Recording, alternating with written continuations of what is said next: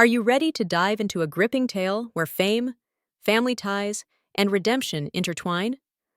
Let's explore each character's journey as they confront their mistakes, learn to rise again, and rediscover the true value in their lives. It's been 5 years since my father passed away. My mother, Patricia, and my younger sister, Alice, still reside in the grand mansion he left behind in Bridle Path, the enclave of Toronto's elite. As for me, Emily Mitchell, I live alone in a high-rise apartment overlooking Lake Ontario. Despite the loss, I've always believed life goes on, and each of us must find our own path. The intricately carved wooden door, tall windows welcoming sunlight, and the front garden adorned with soft purple hydrangeas. Emily's mother, Patricia, steps onto the porch, draped in a luxurious cashmere coat. She takes a deep breath, her face exuding nobility, yet tinged with a hint of pensiveness. Patricia whispers, her eyes reflecting a trace of nostalgia. "Looking at this garden, I think of your father every day. He always dreamed his daughters would become the pride of this family." Her gaze lingers with a touch of sadness before she quickly regains her confident demeanor. She turns to look into the distance, where other mansions peek through the tree line. A modern apartment with floor-to-ceiling glass walls offering a sweeping view of Toronto's skyline. Morning sunlight streams through the windows, reflecting off the polished wooden floor. Emily stands by the window, her voice narrating introspectively. "I'm currently the head of research and development at Algonquin Pharma, overseeing a cancer treatment drug project with a $100 million annual budget, in collaboration with Toronto General Hospital and McGill University. On weekends, I volunteer at St. Mary's Nursing Home." My life seemed calm until Alice suddenly rose to fame on social media. Emily turns, stepping toward her desk. She flips through a thick stack of documents, the cover boldly labeled Clinical Research Phase 3. Emily exhales, a mix of pride and pressure in her voice. "If this succeeds, this drug will bring hope to thousands of patients. My father would surely be so proud." Her phone chimes, displaying a message from St. Mary's Nursing Home inviting her to join the residents for a chat. She smiles faintly, nodding to herself, as if rediscovering her true joy. The moment Emily sets her phone down, another notification pops up. At Alice. Luxury just posted a new video, exploring the ultra-luxe life at Bridle Path. She frowns, a sense of unease creeping in. The camera zooms in on Emily's pensive face. The scene cuts to a few seconds of Alice's Instagram reels. Alice in a designer dress, beaming as she gives a tour of the mansion, showcasing lavish interiors, a sparkling shoe collection, and a dazzling array of handbags. Emily's narration, her tone growing heavier. "My little sister is increasingly intoxicated by this virtual spotlight. I've always hoped she'd realize true beauty lies in the kindness we offer others, but it seems things are spiraling further than I ever imagined." The grand living room of the Bridle Path mansion.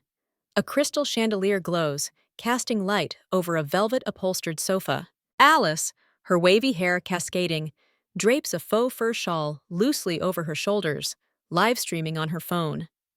Alice, brimming with excitement as she responds to comments. "Oh, thank you, guys! I just got an offer to promote a luxury handbag brand. The revenue projections are going to be massive." Patricia sits nearby, pretending to flip through a fashion magazine, though her eyes scrutinize her daughter. Patricia lowering her voice, a mix of pride and concern. "Alice, don't overdo it with social media. After all, our family has a reputation to uphold. I don't want you stirring up too much noise." Alice waves her hand dismissively, grinning confidently. "Mom, in this day and age, the louder you are, the more you win. Don't worry, I've got everything under control." Patricia nods slightly, though she's clearly captivated by the glamour Alice brings. At the edge of the frame, a family photo from when their father was alive sits quietly in the corner, a silent reminder of simpler, more serene times before the pursuit of fame took over. Emily's narration resumes. "Still, I believe living earnestly and responsibly is the only way to stand firm." Emily stands quietly by the large window, Lake Ontario shimmering in the distance. The screen fades to black, closing part one with a stark contrast. Emily's stillness juxtaposed against the ostentatious clamor of Bridle Path. morning birds chirp melodiously around the vibrant hydrangea-filled garden. On the porch, an outdoor sofa upholstered in luxurious leather sits beside a glass table draped with a white lace cloth. Alice, in an emerald silk dress, poses under the sunlight, raising her phone high to capture the grandeur behind her, the family's majestic mansion. She films, her voice soft yet brimming with excitement. Alice, eagerly, "Hi, everyone! This is my favorite garden spot at Bridle Path. This morning, I received a special gift from a high-end perfume brand in Montreal. Check out this adorable box." She pans to an elegant box on the table, lifting the lid to reveal a glistening glass perfume bottle. Shifting the angle, Alice deftly directs the camera toward a display shelf of luxury handbags, rare limited editions, and the year's hottest trends, their vibrant colors and bold logos catching the morning light. After showcasing her haul, Alice lifts a cappuccino, taking a delicate sip. Alice, and here's my secret to flawless skin. Just one pricey spa session a week does the trick. Don't forget to follow and like for more exciting videos. She stops recording, lowering her phone, her face still glowing with a radiant smile. But the moment the camera shuts off, a flicker of tension crosses her expression. Alice muttering, "I need to post this before 10 a.m. to hit the prime European audience window. Hopefully, my follower count keeps climbing. I have to hit 1 million this month." The camera pans to the driveway, where a sleek luxury SUV gleams. The family's private driver polishes it meticulously, preparing to take Alice to a photo shoot with a Toronto fashion magazine. The engine purrs smoothly as it starts, promising another busy, glamorous day ahead. Emily's narration. Alice chose the handle Alice Luxury Life to flaunt her lavish lifestyle. In no time, she amassed over 1 million followers, raking in impressive ad revenue, transforming from an ordinary girl into a rising social media icon. That afternoon, Patricia stands before a grand mirror in the living room, admiring her cream Chanel dress. She fastens a pearl necklace around her neck, then turns to her daughter. Patricia voice laced with pride and a hint of nerves. "My daughter's getting so famous. Good thing I invested in the right direction. I've got a meeting with the Toronto Charity Association today, and everyone keeps asking about you." Alice, engrossed in checking likes and comments on her phone, flashes a smile. Alice, "I know plenty of people are curious about our family's life. It's crazy how fast my followers are growing. I'm trying to keep up with daily posts." Patricia rests a hand lightly on Alice's shoulder, her eyes gleaming. Patricia, "Keep shining, dear. We must seize this chance to solidify our standing among the elite. People will see the Mitchells aren't just wealthy, we wield deep influence." Alice looks at her mother, a swell of smugness mixed with pressure rising within her. She recalls the flood of online comments demanding constant updates, fresh looks, and ever more luxurious content. Beneath the glamour, Alice feels the exhaustion of fearing her fans might turn away if she fails to maintain her peak persona. Alice muttering, her voice dipping, "I hope I can keep this up. Sometimes I get tired, Mom, but I'll try." Patricia doesn't catch the hesitation in Alice's tone. She lifts her phone briskly. "Patricia, don't worry. This is something to be proud of. Now, I've got to go keep shining like the star you are on social media." She turns and strides off, leaving Alice alone in the vast foyer, where the crystal chandelier glints off the marble floor. Those extravagant details make the perfect backdrop for Alice's videos, and an invisible burden on her spirit. The Toronto sky shifts to a warm orange as afternoon fades. Emily sits at her desk in her sleek downtown apartment. On her laptop screen, a spreadsheet displays budget figures for the Cancer Drug Project. She tries to focus on the data, but every few seconds, her eyes dart to her phone, buzzing with the latest notifications. She picks it up, scrolling through social media, only to stumble upon a barrage of harsh comments directed at her. Alice's sister lives so plainly. Really? Rich family, but she doesn't look glamorous at all. Are they even real sisters? Like two different worlds. Emily's gaze softens with hurt. She swipes the screen, reading more biting remarks. Emily inner monologue, voice heavy. "I'm used to carving my own path. As long as I'm doing meaningful work, things will clear up eventually." She takes a deep breath, gazing out at the city's vast expanse through the glass. The CN Tower flickers to life in the distance, reflecting on Lake Ontario's shimmering surface, a mesmerizing sight. In that moment, Emily recalls her late father, his encouragement for her to pursue science and serve the community. Emily, Dad, I won't let cruel words break me. I know you'd want me to focus on what truly matters. A message alert chimes, snapping the silence. Emily glances at it. An update from Algonquin Pharma, urging an early announcement of the clinical trial's final results. The pressure to succeed weighs heavily, yet it fuels her resolve to prove her worth through scientific breakthroughs, not social media flashiness. A brief exchange between Emily and Algonquin Pharma's internal PR manager Beth. Emily, I've heard some nasty rumors online about your family. I hope it doesn't affect your work. Emily, nodding, firm. I'll pour everything into this project. I won't let personal scandals overshadow our efforts to save lives. Alice's confession to a childhood friend who knew her before fame. Alice, sighing, seated in a posh cafe. Sometimes I just want to be a normal girl again. No videos, no likes, no ad deals. Friend. You can still stop, Alice. Get a steady job, live less extravagantly. Alice, hesitant. You don't get it. If I don't maintain this lavish image now, people will mock me. I'll lose everything. Patricia's subtle scheming. At a charity event downtown, Patricia boasts, My Alice just got invited to be an ambassador for a luxury fashion brand. Oh, Emily? Well, she's busy, always in the lab, so she doesn't join these events. Curious glances from the surrounding socialites. Someone blurts, I heard your family's been wealthy forever. Why's Emily so understated? Patricia smiles evasively. She's chosen her own path, but of course, our family always knows how to draw the right attention. These dialogues and details reveal the immense pressure of virtual fame on Alice, Patricia's power-driven ambitions, and Emily's struggle to maintain her quiet integrity amid a storm of public scrutiny. Gradually, Alice's allure spreads to national media. She's invited to a popular Toronto talk show to share tips on personal branding. Patricia is thrilled, urging her daughter to prepare meticulously. She even suggests, Patricia, if you bring Emily along, it could boost viewership. People would be curious about the contrast between you two. But Alice firmly declines. Alice stressed, Mom, Emily doesn't fit this luxury vibe. She's stiff, all about science. Who'd care? I need to keep my image consistent for my audience. Patricia doesn't argue further. She knows Alice is enthralled by the spotlight, but she's growing irked that Emily won't play along, with the family's PR stunts, weakening their collective media impact. She muses, Isn't she a Mitchell too?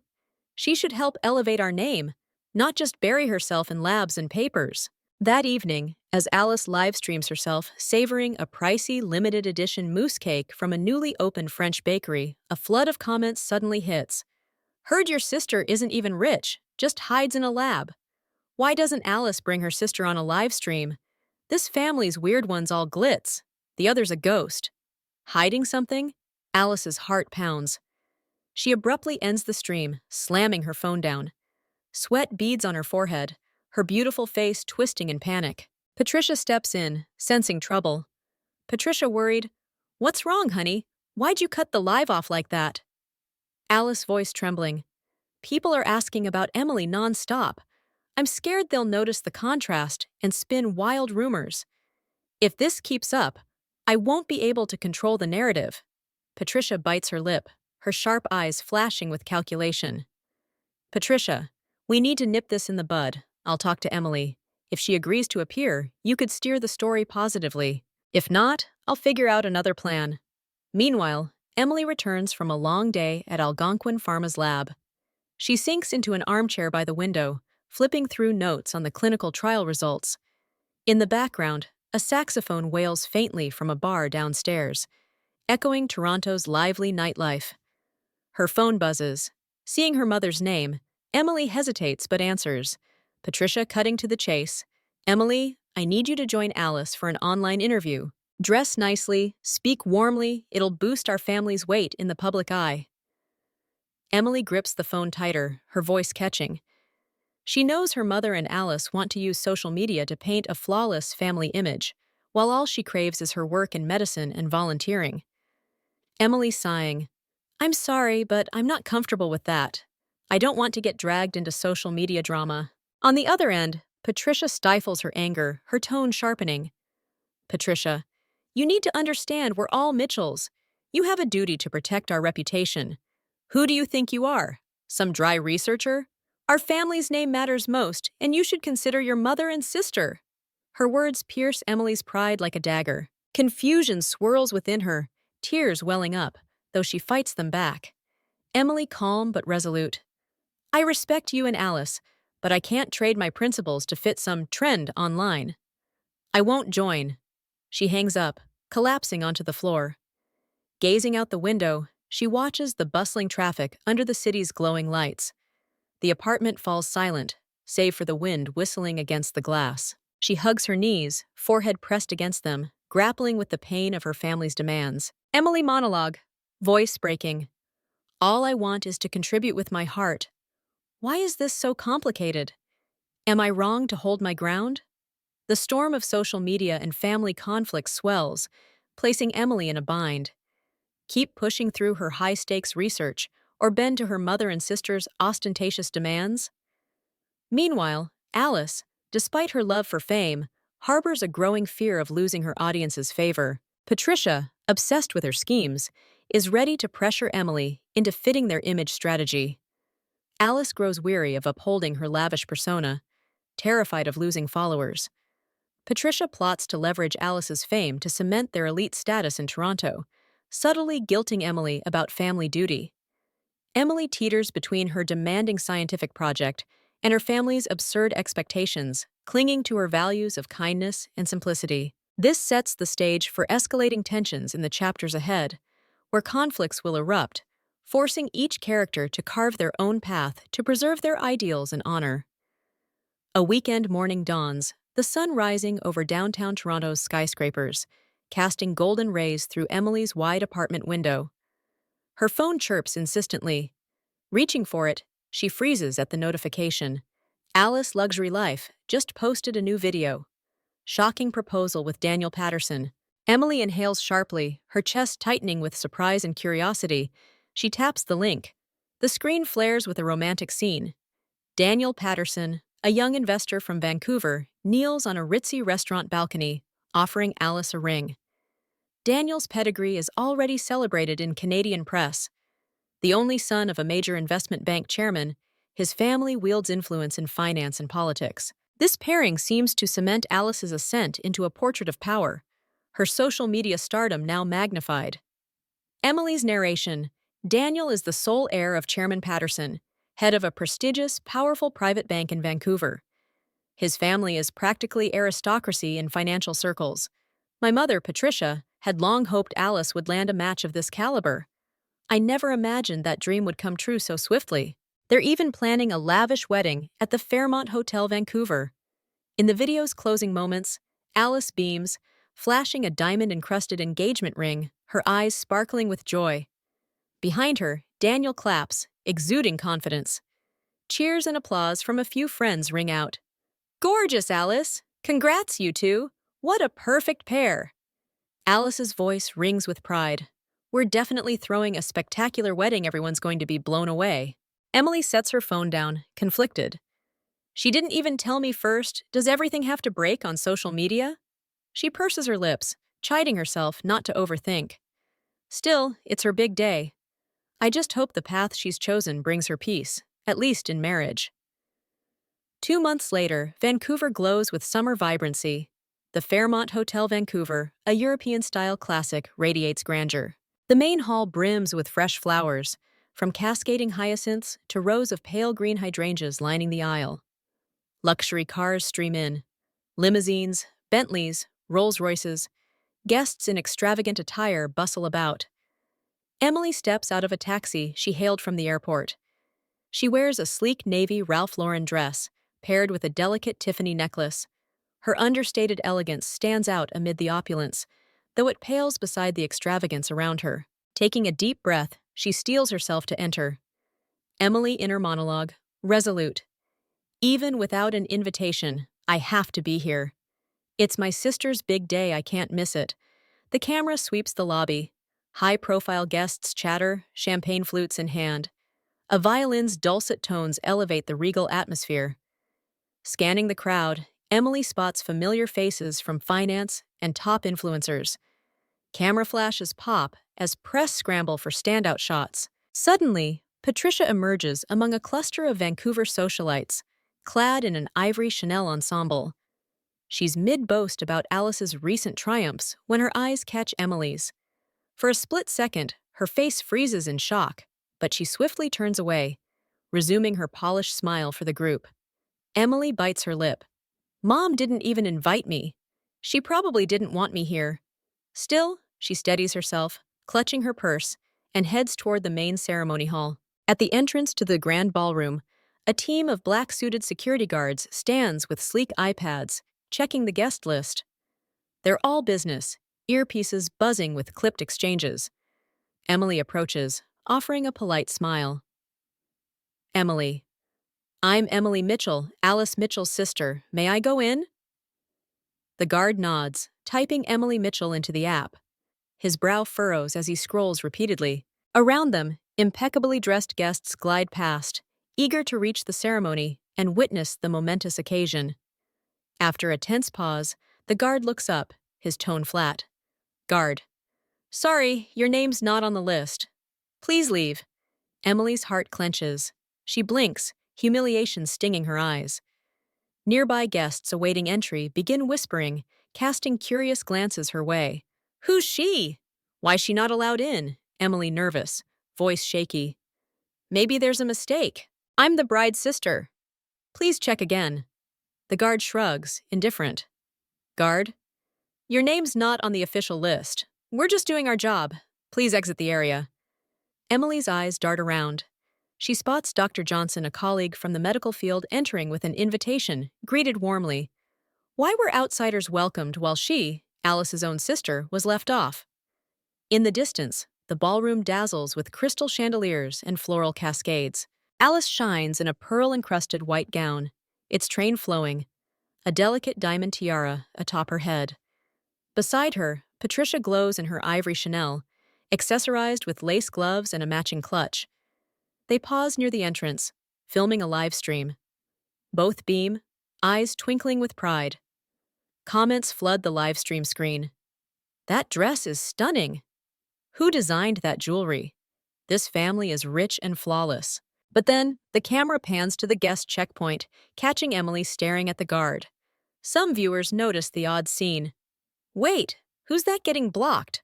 Looks like Alice's sister. Why's she not allowed in? Less glam sister got turned away? Mocking and critical comments flash across the screen, peppered with laughing emojis. Alice watches, a sly smirk tugging at her lips.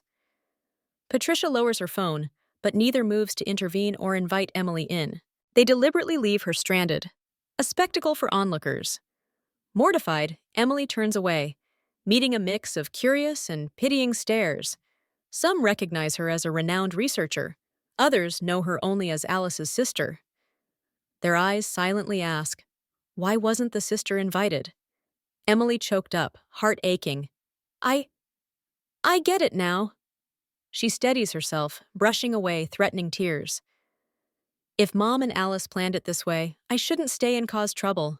As she clutches her purse and turns to leave, Alice and Patricia's faint, mocking laughter reaches her ears. The live stream continues, cheers blending with subtle scorn. The world spins before Emily, a waking nightmare. At the lobby, she hurries out, dazed. The Fairmont's grandeur seems to close in behind her. Guests in lavish attire stride across the marble floors, barely noticing her or offering fleeting looks of pity. The din of laughter from the ballroom echoes, sounding impossibly distant. Dr. Johnson suddenly appears in the hallway, grabbing her arm, alarmed. Dr. Johnson! Emily, why are you out here? What's going on? Emily flustered. I wasn't on the guest list. Dr. Johnson wide-eyed. Unbelievable. The bride's sister excluded? That's outrageous. Let me try to fix this. Emily shakes her head, blinking back her anguish. Emily, thanks, but it's clear now. This wasn't a mistake, it was intentional. Seeing her pale face and reddened eyes, Dr. Johnson falls silent, letting out a frustrated sigh. He squeezes her hand in support before turning back to the ballroom, where the ceremony is about to start. As Emily steps outside to hail a taxi, her phone vibrates relentlessly, notifications from social media, messages from colleagues, friends, acquaintances, all asking, "What's happening?" Some send her the live stream link with words of comfort. She opens it, watching herself frozen at the entrance, her panicked eyes stark against Alice's smug grin. Comments flood in. What a farce! Lavish wedding, but they treat her sister like this? This family's so fake! I'm done with Alice, unacceptable. Others lash out cruelly. She's ridiculous, probably crashing to steal the show. Maybe the sister showed up uninvited for attention. Emily shuts off her phone, her chest tight. She never wanted to be the center of this circus.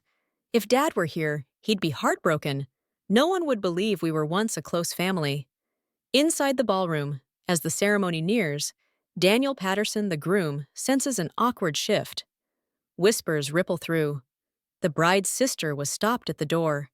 He scans for Alice, but she's fixated on her livestream, seemingly delighted by the surging attention. Daniel frowns. Though he values prestige, he has principles. Family's family, how could they do this? He moves to confront Alice, but she dodges, clutching her phone, scrolling comments nonstop. Patricia sidles up, whispering, "Patricia, don't worry, son. A little drama will amplify the buzz, more reach for the event." Daniel pales. He didn't expect Patricia to dismiss blood ties as a PR gimmick. Through a window, he glimpses Emily hurrying away from the hotel. His heart thuds, unease gnawing at him. Am I really marrying into this? This whole family's bizarre. Emily climbs into a taxi, leaving the Fairmont Hotel Vancouver without a backward glance. Tears stream down her face, mingling with the slam of the car door. The driver stays quiet, likely accustomed to passengers nursing private woes. Throughout the ride, Emily stares out the window, Vancouver's glittering streets blurring past, a stark contrast to the pain swelling within her. Meanwhile, in the grand hall, the crowd's murmurs grow louder. Some guests slip out early, uneasy after witnessing the sisters' expulsion. Others linger, drawn by the unfolding drama. A freelance reporter's camera captures the chaos. A VIP cancels their seat. A group casts disdainful looks at the ornate stage. A few financial bigwigs squint in displeasure, wary of reputational fallout. In a fleeting moment, Daniel's gaze lands on the live stream screen, awash with outraged comments. He realizes bitterly, this day holds no real joy. It's a stage for callousness and calculation. The chandeliers still dazzle. The band plays cheerful tunes, but the air is tainted. Alice bites her lip, occasionally glancing at her mother, unease creeping in as some Instagram followers post scathing remarks. Did I go too far? The thought flits by, buried under her pride. Alice whispering to Patricia, "Mom, should I ask her back?" Patricia frowning, "Don't be foolish. It's too late backtracking now, we'll just invite more ridicule. Push through the wedding, don't waver." A forced smile blooms on Alice's lips. But beneath the flashing lights, is a storm brewing? Screens in a Vancouver downtown cafe flicker with bold headlines racing across Canada's and international news sites. Patterson wedding scandal, bride's family. Ousts.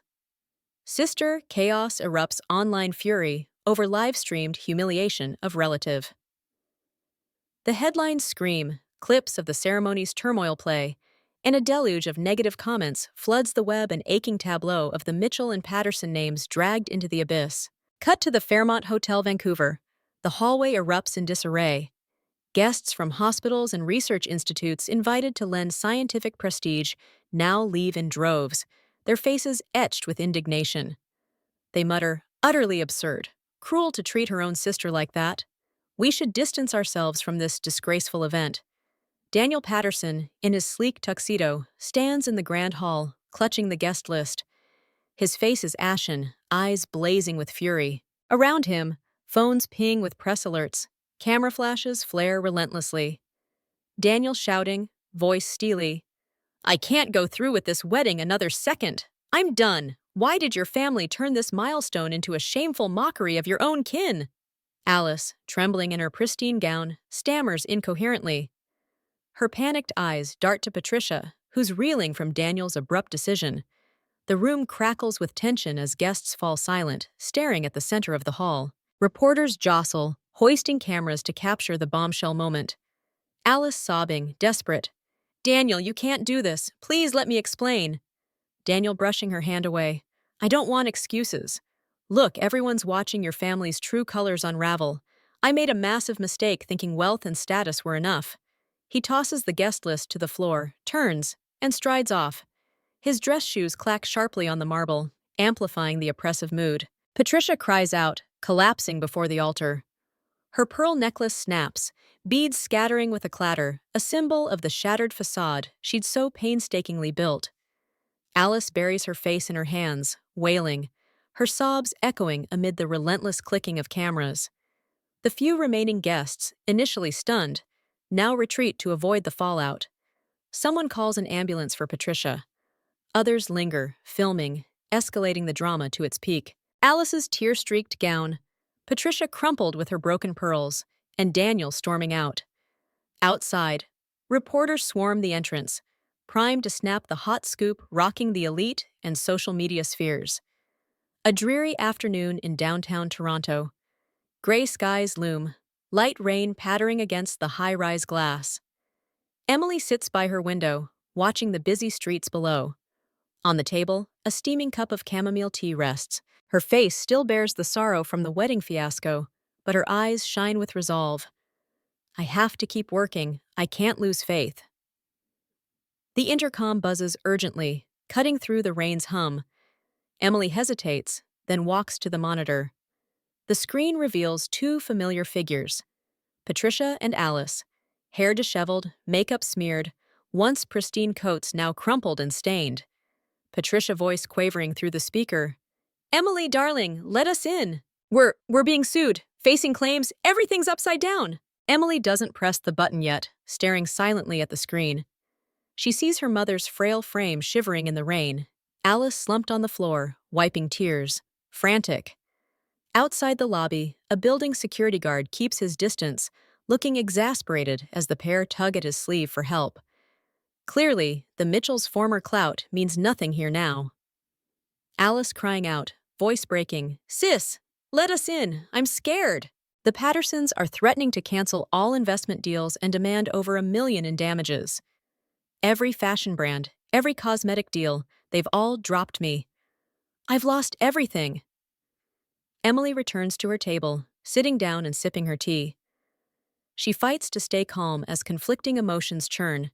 Pity for her mother and sister, despite their cruelty, battling resentment that they only turn to her when they're cornered. The intercom persists. Patricia's pleas filter through. Patricia? Darling, I was wrong. I'll explain everything. Just let us in, please, Emily. Suppressing tears, Emily gazes out the window. Toronto hums below, cars gliding by. People rushing heedless of her family's upheaval. After a moment's pause, she grabs the remote, silencing the intercom. The lobby's noise vanishes, leaving only the steady patter of rain on glass. Emily monologue, hushed. They heartlessly cast me out of the wedding in front of thousands. Now they reap the consequences. Should I keep forgiving or stay silent so they face their mistakes? She sighs, her heart aching, though her face remains composed. Some industry friends say I should stand firm. Family must own their actions. But my heart still twists. They're still my blood, after all. The wall clock strikes 6. Streetlights flicker on, casting a faint golden glow through the glass. Emily sits motionless by her tea, letting the intercom's fading buzz die out. On social media, countless accounts share leaked security footage from the Fairmont Hotel Vancouver. The clip starkly shows Emily at the entrance, blocked by guards, while Alice and Patricia film their live stream, snickering. The security audio catches their derision clearly. Their dismissal and humiliation of kin play out in full view. Viewers erupt in outrage, leaving a torrent of furious comments. Unbelievable treating her own sister like that for views. This family's heartless. They've ruined themselves. Anyone who admired Alice's luxury life, rethink it. Alice's follower count plummets, from over 1 million to mere hundreds of thousands in days. Luxury brands send termination letters en masse. Some even demand compensation for the reputational damage tied to Alice's actions. Alice huddled in a corner of a shabby rental near the suburbs. No! What do I do now? Everything's gone up in smoke in just days. She shakily opens an email from a cosmetics brand that once paid her 6 figures per ad. We regretfully must end our partnership due to this incident impacting our brand values. We hope you understand. Alice drops her phone, tears streaming. The glamour she'd built over years crumbles irreparably over one callous act against her own flesh and blood. On forums, the hashtag Mitchell family becomes a scorching topic. Analyses of the dark side of influencers proliferate, with Alice's name topping the list. Meanwhile, Patricia flounders. The Toronto Charity Association, where she held a prestigious founding role, expels her from its board. The chairman's voice is stern over the phone. Chairman, sorry, Patricia. We can't let the Mitchell name taint our credibility. Please understand, we must also decline your donations. Patricia clutches her head, curling up on a tattered sofa in a temporary rental. The charity queen image she'd honed for years collapses instantly. Other organizations she'd charmed now shun her, cutting ties outright. No more lavish tea parties, no more polished praise. She's plummeted down the social ladder. Patricia hands trembling as she dials. Why is that bank refusing to manage our assets? The investment firm pulled out too. What do I do now? A curt voice replies, then disconnects. Patricia scans the cluttered room, strewn with boxes of seized belongings. Most of their wealth is frozen or liquidated to cover the Pattersons' claims. Backed by his family, Daniel has filed a lawsuit for reputational and financial damages worth millions. The final message she reads leaves her reeling. We, the Patterson family, are suing Patricia and Alice Mitchell for intentional harm to our honor and finances. We also demand payment for all wedding costs, estimated at $500,000, plus $1 million in reputational damages. Patricia reels, her hand falling limp, heart pounding as if it might burst. She hears Alice sobbing in the next room. In that moment, she feels plunged into a pit of despair. No way out. I did this for the family, for prestige, for money. How did it come to this? A call from Alice's old friend. Friend. Alice, I know you're in crisis, but how you treated your sister, it's indefensible. If you've any conscience left, make a public apology. Alice choking up. I went to her, but she wouldn't open the door. Everyone sees me as a villain. I don't know what to do. A brief talk between Patricia and a lawyer. Patricia voice faint. Counselor, is there no way out? The compensation's too much. Banks won't help, lawyer sighing. Your reputation's in ruins. It's nearly impossible to convince any financial entity to step in or back you. I'm afraid you'll have to sell the Bridal Path estate to settle this. Patricia tearing up. That's Emily and Alice's father's legacy. I can't. Emily's confiding over the phone with Dr. Johnson. Emily. I feel I should help them, but I'm hurt too deeply. They've used me all along. I'm still pushing the drug project FDA approvals just months away. I don't want family drama to ruin it. Dr. Johnson. Think it through. Don't act on emotion alone. Show compassion where it's due, but protect yourself too. Social media, press, organizations, friends all turn their backs on Alice and Patricia. They now scrape by in a rented apartment on the city's fringes, barely tidy. Gone is Bridal Path's aristocratic flair, replaced by meager meals and looming rent deadlines. Alice flips through an old notebook, revisiting photos with Emily from childhood, two sisters hand in hand under Toronto's fall maples, or beaming with their parents on a Montreal trip. Tears fall as she realizes virtual fame stole their genuine bond. Alice whispering, Sis, I'm so sorry. I might never get those days back, Patricia. Sitting nearby, surveys the barren room, shaking her head bitterly. She knows her obsession with status and prestige blinded her. Now it's all ashes. And worst of all, she's driven her daughters apart, pushing Emily to a breaking point. Patricia murmuring, eyes red. Wasn't I trying to give Alice the best? Where did I go wrong? Was it putting fame over family? God, please show me a way out. Emily in her sleek apartment, quietly brewing tea, her face etched with indecision. Her phone buzzes with texts from the pharma company about a critical FDA meeting. The cancer drug project nears a pivotal moment, but her heart wrestles with worry. Can I really abandon Mom and Alice? Patricia and Alice in their dingy rental, rain pelting the window. A rat skitters across the cabinet corner, startling Alice into a yelp. They lock eyes in the dimness, bills and debt notices piled on the table. News streams relentlessly. Patterson family pursues legal action. Mitchell's losing all assets, desperate pleas from fallen duo. The reports draw thousands of comments, split between mockery. Karma hits hard and sparse sympathy, they need help. The relentless fallout from the Patterson wedding scandal shakes the Mitchell family to its core. Alice and Patricia lose all standing, paying dearly for their ostentatious schemes. Meanwhile, Emily, who held fast to integrity and kindness, presses on with her scientific and charitable path, setting the stage for a journey of rebuilding, where each must confront themselves to move forward in life. Late summer fades into fall in Toronto. Gentle breezes sweep through streets lined with maples, their leaves turning golden. The camera pans from above, capturing Bridle Path's elegant homes, then rests on the once magnificent Mitchell mansion. Now, a simple for sale sign stands in the lawn. The glory days here are over, yielding to a harsh reality.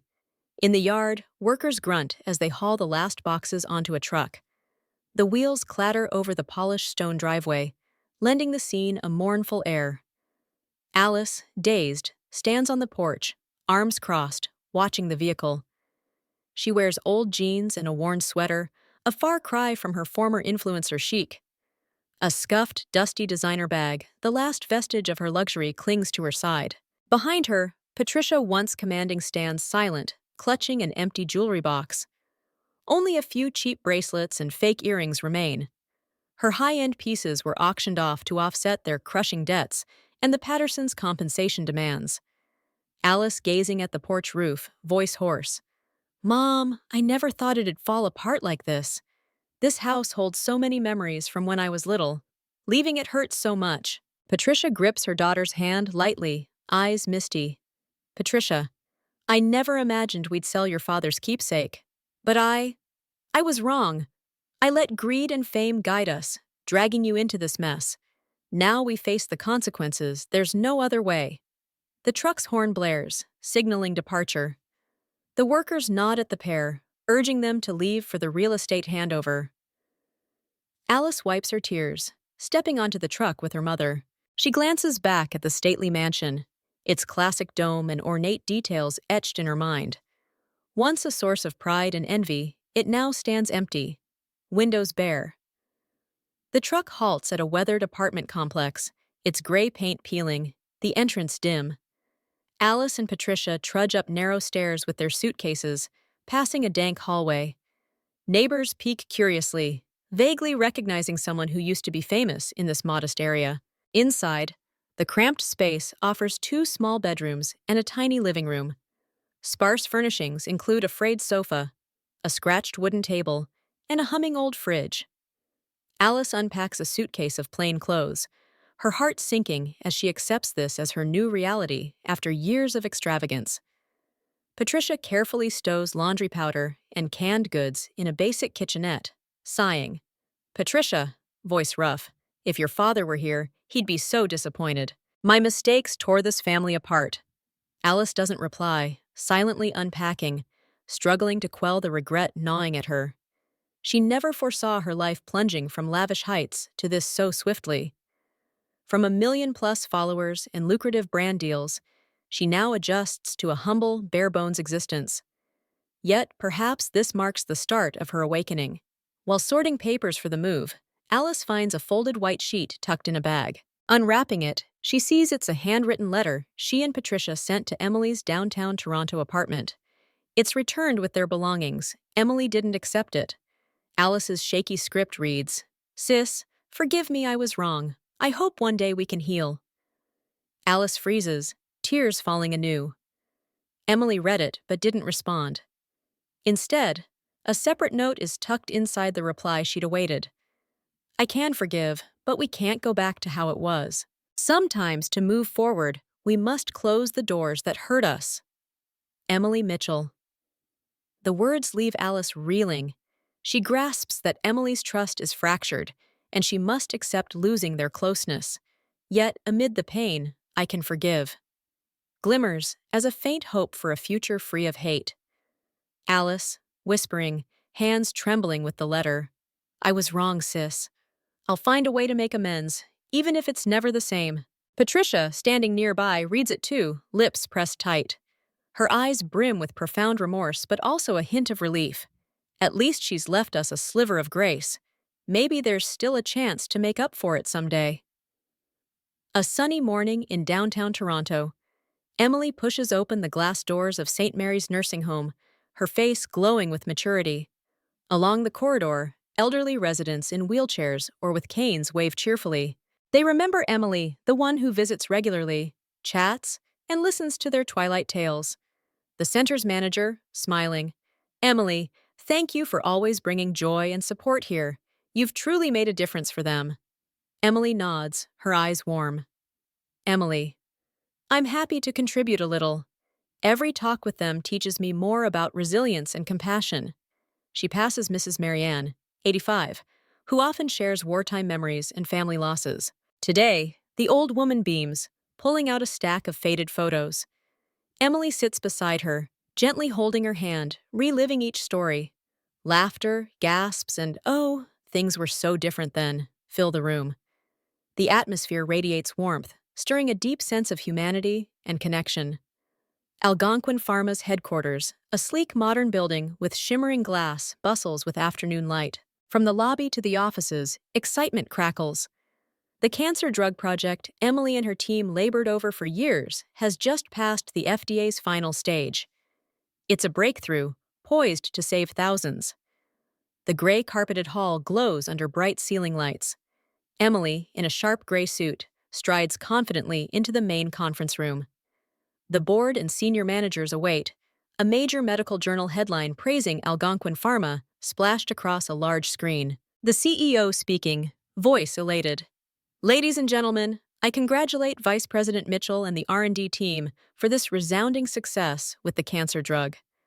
Her achievement elevates Algonquin Pharma to new heights. Applause erupts. Colleagues' proud gazes turn to Emily. She stands, bowing slightly. Emily, thank you all. This is a team effort, not just mine. I hope this drug reaches patients soon, easing their suffering.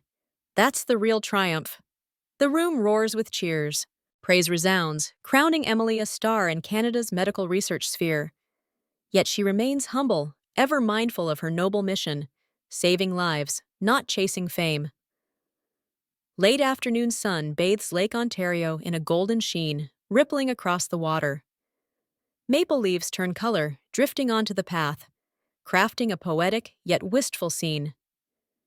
Emily, in a long overcoat, strolls slowly along the shore, lost in Toronto's tranquil autumn beauty. Life feels calmer after the storm.